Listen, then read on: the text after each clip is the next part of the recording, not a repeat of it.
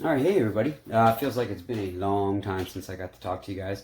Thank you for all your well wishes for me to get better. We were just these weather changes always affect me and they make my head go crazy. So, all right. So I showed you guys the picture on Teams of the saddles finally in there, and our next thing to do, and you can see I took the fingerboard off too. So there's really just two more things that I need to do before I start adding any varnish or color to this. Aside from trying to clean this up, it looks like whoever did the pre-carving on this stuff didn't do a good job, but I can fix that up. Alright, so not in today's video, but you can see this backside part still needs to be shaped to this heel part. And we got to fit some pegs to this. And I've done this both before and after varnishing, but it's easier to do before. You're not worried about marring up any finishes or having to go back and finish and fix any color that comes off of it. So, a couple of things we have to do here. I'll go through some of these tools. So I still have my utility knife that I'm going to use. This guy, in all realism, it's basically a pencil sharpener.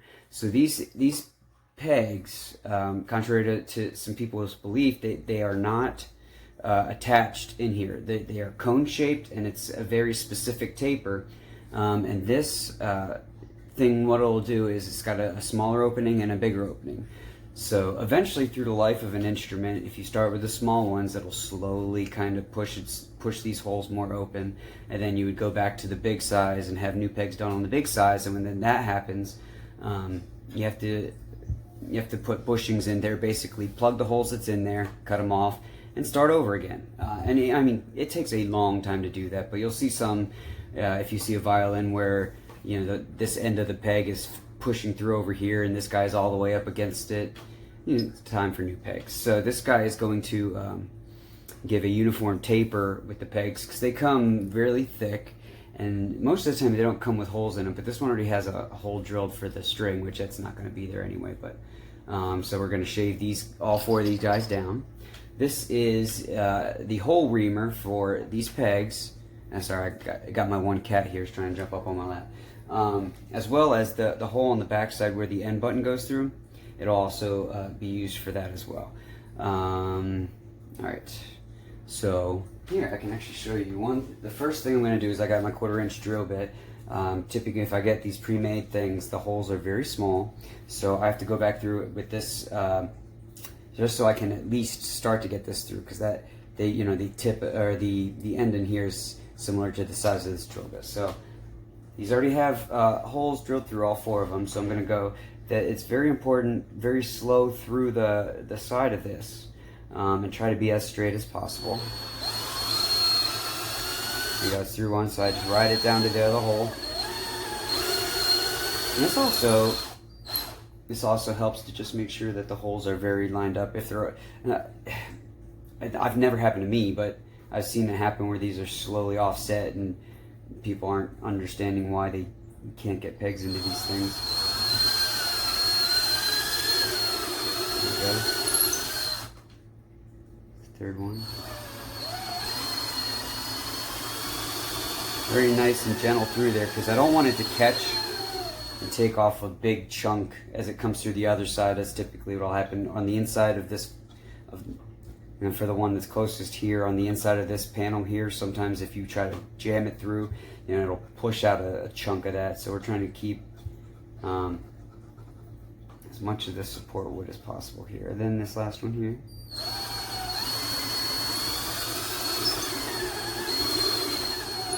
Now to locate these, I think I'm done with this guy. To locate these on my template, when I carve the necks, it has these little tiny holes where you just mark them through, and just when you drill through them, you just have to really make sure to be as straight as possible. You can have it straight through, but on an angle, if that makes any sense, and it ruins a lot of stuff. All right, so this is ready to start reaming. The first thing we have to do, other than this, let me put this guy on the ground. Excuse me. All right, so I have these peg blanks. So before I get to this guy, now these pegs, let me try to get it centered there. All right, so they have this little double collar thing. So what this shaving thing is going to do is it's going to make that same tapered ratio. And sorry guys if the younger guys don't know what the word ratio means, but it keeps that same ratio all the way up. But I've done it a lot by mistake, is if you catch that blade on this bottom part here, it can actually rip it off. So the easiest thing to combat that is, I have a whole bunch of different knives, and I always end up coming back to this side just because I love it. But I'm gonna sit the blade of this guy basically right along that thing right there, and then I'm going to just basically cut a groove. So when I get this sharpener idea, when I get down to the edge here, I usually go up to the bigger edge because you still have about this much of the peg that sticks through. So I'll go to the bigger edge so I run smaller risk of tearing out things. Now this is a part that is a big risky because as you're doing this, you want to have enough pressure to keep it moving forward, but you also run the risk of this blade, if you have a peg that's just got this long grain along the side, that if you try to force it too much, it can pick that and it'll just rip the peg in two. I've had it happen a bunch, and most of the time I can avoid it, and that's why whenever I buy pegs, I will always buy at least 2 more than I need, just in case. Alright, so here, let me show you this guy. So I'll keep it up off the towel just a little bit so I can still turn it. And I'm just going to slide it up, turn it a little bit, slide it up, and I'm just riding it right along where that collar meets the shaft of the peg. So that way when I'm shaving these and it gets up there, it has basically a clean line to, you know, to end it with. So that one's done. These guys are rosewood. A couple of them are a little bit dark for rosewood. But the fingerboard, see the fingerboard from that guy is the brown colored rosewood as well. So I'm gonna try to stick with that theme. A lot of my customers like that better. Oh sweet, this one already has something in there, kinda. All right, force that guy. All right, and this guy.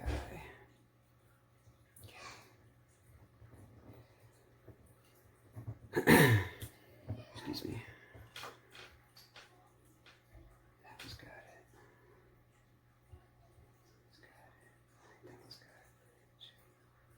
Yes. All right. Cool. And sometimes if you can get for some reason they come and they're not gigantic. Oh, there you go. See, this guy sits all the way down to the end of the big hole, so it's, you know, there's less that I have to do. All right, so it goes in about this far. So now I'm just going to start gently turning it, and it's a cross between sharpening a crayon on the back of your crayon box to one of those pencil sharpenings. And you can see right here, it's got a whole, it just comes off like in shaving. So you want to be as gentle as possible so that blade does not, oh, there we go. I always get nervous when it hits a high spot in there, so you don't want it to rip it off. So basically the idea is you want to get it past the section that's going to fit inside that peg box, and then you can go to the big side and just kind of bring it up there. So I like to go a little bit over time here, and I'm not going to make you sit through all 4 of these guys. I'll just show you this first one and then I'll skip ahead. Alright, so you can see I basically shaved it all the way up to here. Now that's gonna, yeah, it's a little bit, I'm going just a little bit farther here. Sometimes if I get a big buildup on that, I'll just go to the big side, kind of put it in there and just turn it. It'll get those shavings off there. But I have a couple of these things. I have another one that's sized for cello pegs because they're much larger. But you know, the violin and viola pegs I use this peg shaver with. All right. You can see how close it is up to that collar there. So again, I'll put it in here, just kind of shift it in. All right. So now I'm going to bring it up here. Start going around, keeping pressure so it sits up against that thing. Let's get in there. And also, once you get this done here, let me just finish this guy out. Let's get in there. All right, there's a couple of high spots, so I'm going to go back through with this one, and you can even it out.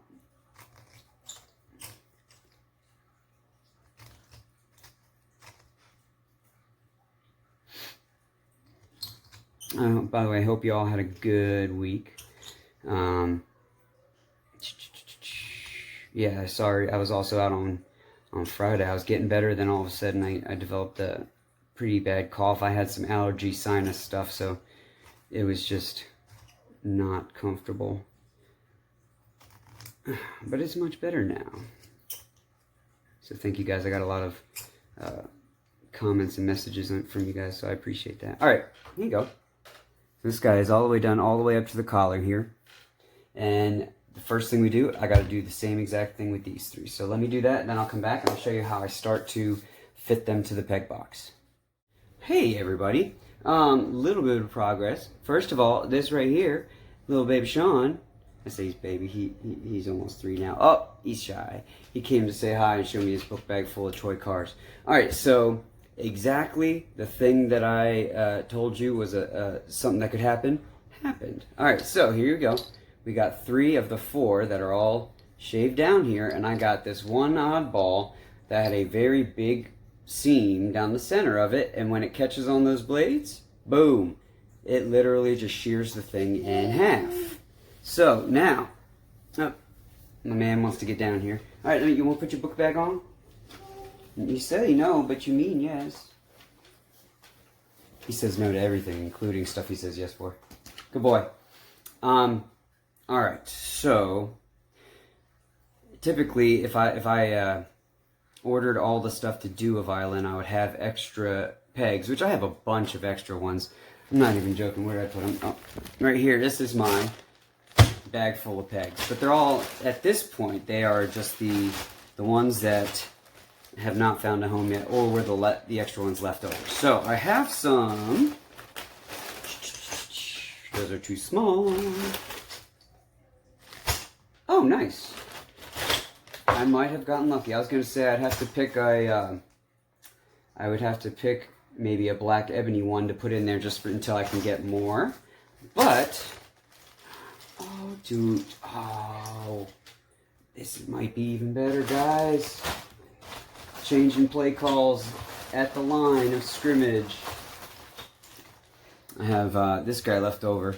Little fancy looking carved pegs, and if I have more of them, 1, 2, 3, wait, and insert womp womp womp womp.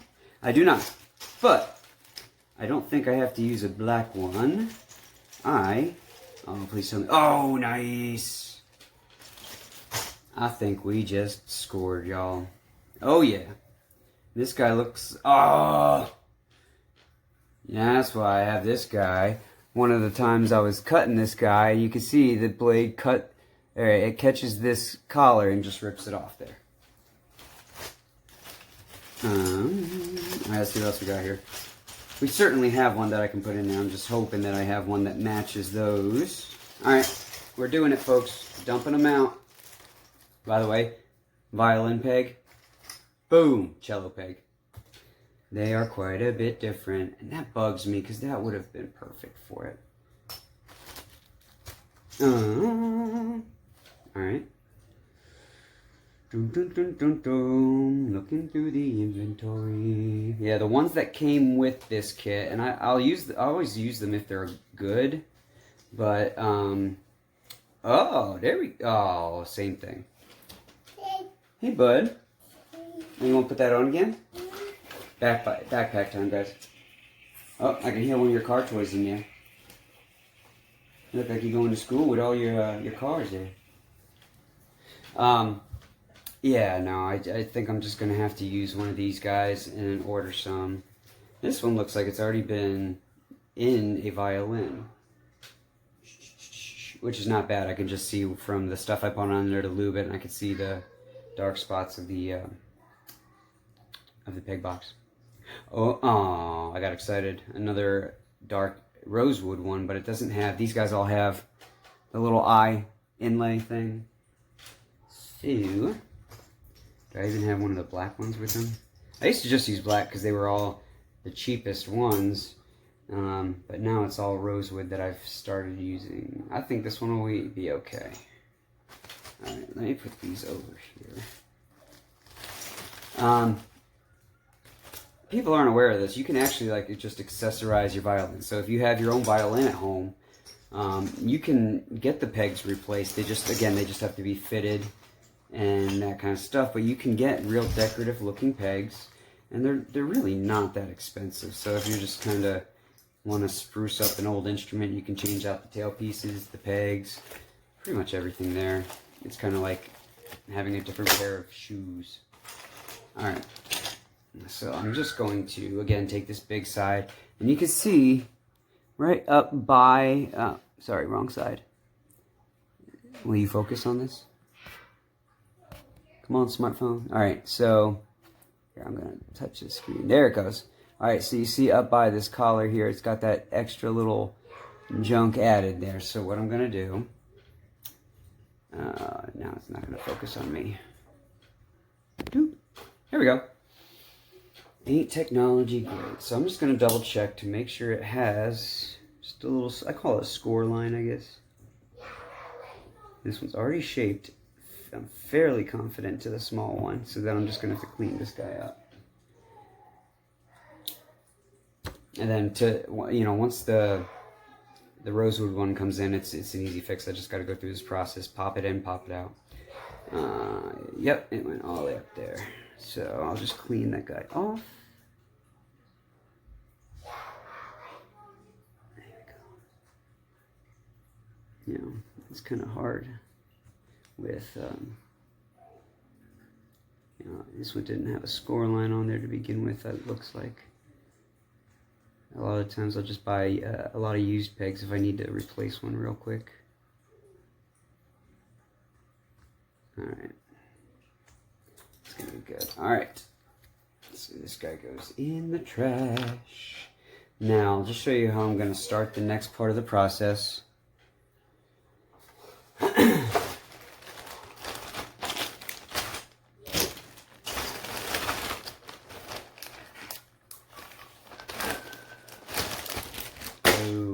Okay, so the way these are set out, you just see the 4 holes along the side there. So kind of like a guitar where the pegs would kind of go around in order. So this first hole here is going to be the first peg, and then you skip this hole because that one's going to be a peg coming from the other side. So go to this one. So you have 1, 2, and then on the other side you have 3, and then 4. So the big mistake that you can make if you're not paying attention is, if I'm reaming out the first hole, I finish it and I'm not paying attention, and I put it in the next hole. To save that, you kind of have to go in from the other side and go further along the ream here, and then I have to get a new peg and do it to the big hole on the shaver. That's just, I try to keep, you try to keep focused. The whole measure twice, cut once. Alright, so starting with the first hole here, I'm just going to kind of work it through there. There we go. You can see now it's through there into the peg box.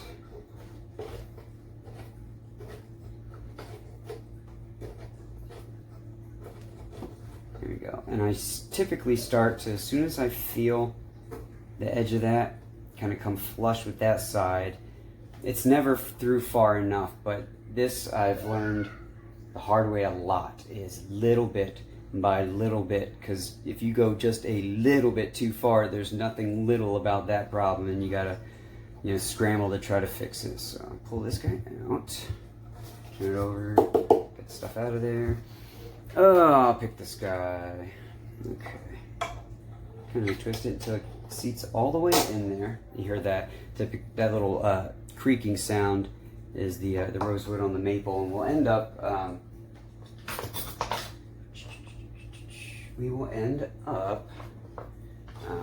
lubricating it. That's the word I was looking for. Oh, there we go. There's my 6-inch roll. Okay. So, how I know this guy's done. So I have this area from the edge of the peg box over to the collar. The recommended step there is 10 millimeters, but what I've kind of noticed is it just looks a little bit shallow to me. So I know that when I get this set to a certain spot and then I pull it out, I have what's called peg dope or peg dressing. It's in one of these. And what that does, it kind of does, it allows it to move without seizing up and has a little bit of an abrasive in there that's going to allow it to hold its tune. Because if you don't have that, as soon as you tighten it up, put the strings under tension, that guy is slowly going to walk. So right now I put this against the peg box, and I have 21, so it's got to be quite a bit more than that. There we go, take that guy out. Okay, set it. So look, I'll go, maybe I see an extra millimeter or two. As soon as I get that extra millimeter, I'm not pushing anymore, I'm just kind of making sure that it's rounded out inside there. You want to get as much point of contact as you can. And then this is to just little bit by little bit, trial and error, sticking out about a millimeter past there. I'm down to 18. Okay. I'm gonna be honest with you, I err on the side of caution, so when I get to about 15 or 14, I know once I put the peg dope on there, it's gonna go in another millimeter or two. Just prolonging the life of these peg holes, because putting bushels, or closing them up and starting over is not fun, so, all right, just a little bit. Turn it over, pop sawdust. And another reason I like to do this beforehand is once I get this all done, what I've seen happen is when I go to drill that initial hole through there, this is all, you know, theoretically in that circumstance, this is all going to be varnished. So when that drill bit, if it catches a weird thing, it's going to take out a chunk on the side here. So if you already have varnish on there, then you got a whole chunk missing there that you need to go back and try your best to match it up. So it's just easier this. Plus inside this peg box, I'll end up painting black. So that's just easier to do after the fact for me. All right. Excuse me. All right, I'm down to 16 and a half. Oh, I love that creak sound. Okay.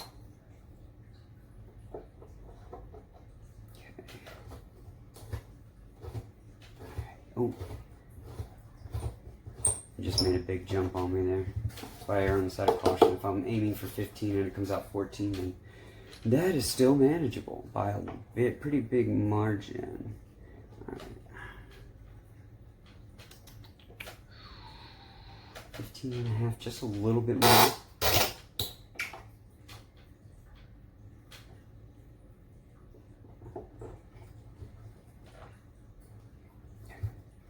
Sometimes, if I have only a millimeter to go, I'll kind of get it to just where it was, and I'll just, you know, run it circles a couple of times, maybe just to, because if something was just causing that to sit at a certain depth, and you go try to push this thing through further, then instead of coming in a millimeter, so you're 3 or 4 millimeters in past your tolerances, and you say, uh-oh. All right, I think we're probably getting close here.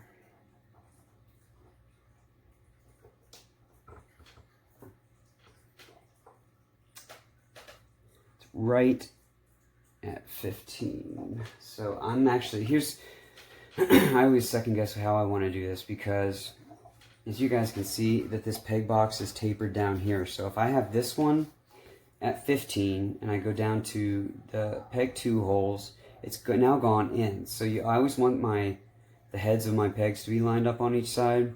So to do that, this peg would have to be out maybe, you know, 17 millimeters, and then it kind of looks just a little bit crazy. So, you know, as I get more confident with this, I do like to bring it in slightly closer. So if I'm at 15, I'm going to try maybe, go seated just a couple of times. Okay. If I can get this one maybe at 13, then the one down the peg box is not going to stick out so obnoxiously. we are at 14. Cool. Alright, folks. Got it pretty good. Alright. So here we are. We got these guys fitted in here. You can see they stick out on either side. So the first thing I'm going to do is I'm going to find my peg dope. In worst case, is it's in my book bag at school. I'm pretty sure I had more than one. And what it looks like, it's a cross between like a chapstick and a lipstick, and it's like this brown waxy substance. So I'm going to put that on the peg. I'm going to get it finally seated where it's going to be, and then I'll show you what that looks like when I come back. Alright guys, so I didn't have my peg dope here, but I found something I forgot I had that works just as well, and that's lava soap. So I have a bar of lava soap that I'll put on the pegs because it's got the, you know, the properties to lubricate as well as a little bit of grit to create friction on them. So I lubed them all up, and you can see that they went further in, so now we have the ends that we have to lob off, if you will. And pencil. Oh, right here.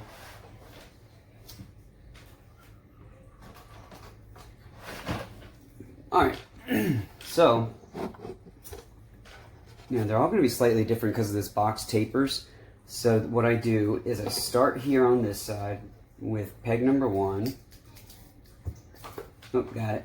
And I'll put 1 dash mark there for peg 1. There's 2. On 3, I'm going to put 3. 1, 2, and 3. And this last one, I'm going to put 4. 2, 3, 4.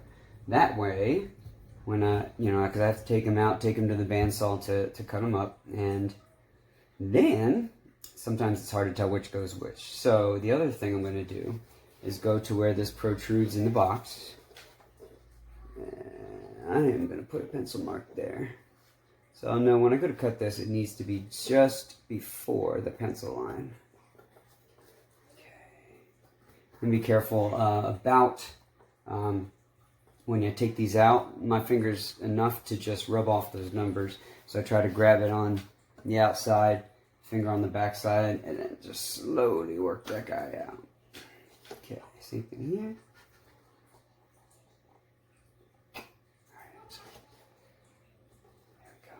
There we go. Alright. See, buddy, you gotta go down here for a bit. See, oh, here's a good one.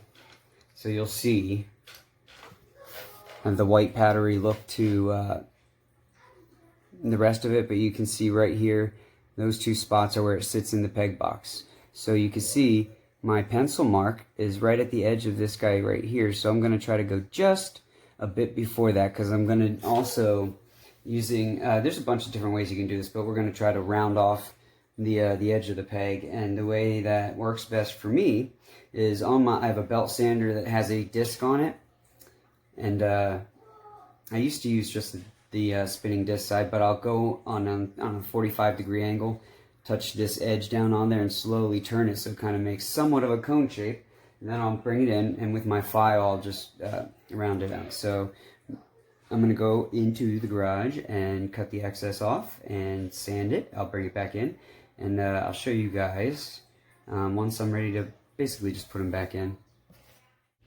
Oh, cool. All right, guys. Cut them up, rounded off the tip of them, and put them back in. And you can see that they don't stick out the other side now, and they're all equidistant from the collar of the peg all the way down to the peg box. Now the only thing left to do again before I start putting anything on the surface of this is to shape this guy, which I'll probably do before the next video and just kind of add it to the channel for you guys. Again, thank you for keeping up with my little adventure here, and I will see you guys next week.